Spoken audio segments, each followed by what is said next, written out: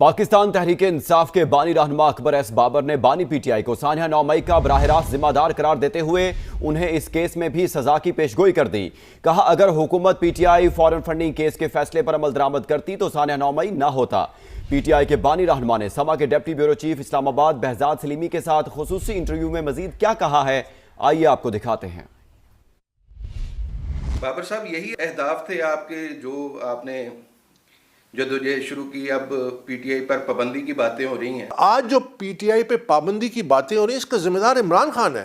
इसका जिम्मेदार वो टोला है जो दरबारी कल्चर के तहत वो सच बोलने से कासिर है। इस नहज पे कौन लेके गया? ये मुल्क दुश्मन सियासत किसने की? कौन शख्स था वाहिद जो इलेक्शन कमीशन के बाहर खड़े होकर कहता था कि ये फॉरेन फंडेड पार्टी है और फॉरेन फंडेड पार्टी किसी मकसद के तहत ये फॉरेन फंडिंग हो रही है?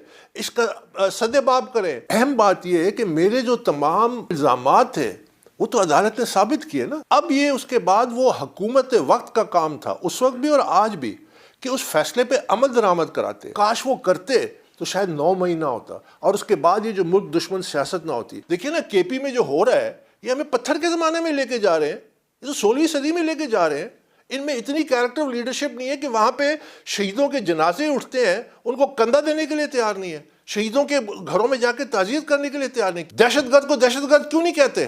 डरते हैं। आज कौन शहीद हो रहा है इस मुल्क के लिए? कौन? अगर हमारे पास एक मजबूत दिफा ना होता, ये इंडिया आपको बख्शेगा? You need strong defence and strong security arrangement. ये आपकी ज़रूरत है, नेशनल सिक्योरिटी का तकाजा है, तो आप उसको वीकन ना करें। क्या इमरान खान को आप सजावटें देखते हैं 9 मई में? मैं ये समझता हूँ जो ज़ाहिरन एविडेंस सामने आया है उसमें तो कोई दो राय नहीं है कि क्या हुआ इस मुल्क के साथ, और फिर कभी नहीं होना चाहिए। और अगर उसी सूरत में ये कभी नहीं होगा, उसी सूरत में एक और शेख मुजीबुर रहमान पैदा नहीं होगा कि जो भी उस रास्ते पे चलता है वो रेड लाइन होनी चाहिए। आज शेख मुजीबुर रहमान का नाम और निशान बंगाली मिटा रहे हैं, क्योंकि शेख मुजीबुर रहमान भी कहता था मुझे हकीकी आज़ादी चाहिए। उसके हकीकी आज़ादी की जगह उसने भारतीय गुलामी में बांग्लादेश को डाल दिया। हकीकत 2 जनरेशन बाद उनको समझ आ गई कि ये शख्स जो था ये गद्दार था। क्या इमरान खान को आप गद्दार समझते हैं? देखिए, जहाँ तक मैं किसी पे लेबल नहीं देना चाहता, ये सुप्रीम कोर्ट का काम है।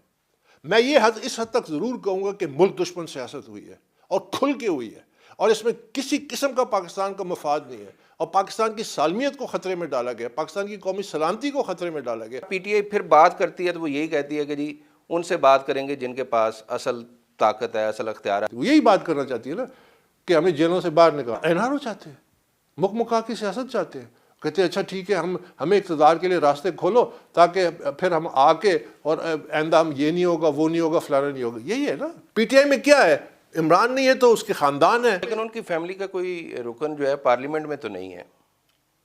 कौन हुज कॉलिंग द शॉट्स? वो जेल में बैठ के फैसले कर रहे हैं, जबकि वो गैर कानूनी है, गैर आईनी है। तो आप चाहते हैं कि स्पीकर बानी पीटीआई के नामजद करदा अपोजिशन लीडर को गैर कानूनी नोटिफाई ना है, करें? वो कर ही नहीं सकते नॉमिनेट, वो गैर कानूनी है, वो इस वक्त सजा याफ्ता है। मुझे ये बताइए कि लीडर ऑफ द अपोजिशन के लिए क्यों नहीं पीटीआई की जो पार्लिमानी जमात, पीटीआई तो इस वक्त रिकगनाइज ही नहीं है, लेकिन जो भी है वो एक बैठते हैं और प्रॉपर एक इलेक्ट्रल प्रोसेस के जरिए अपना लीडर ऑफ द अपोजिशन इंतखाब क्यों नहीं करते?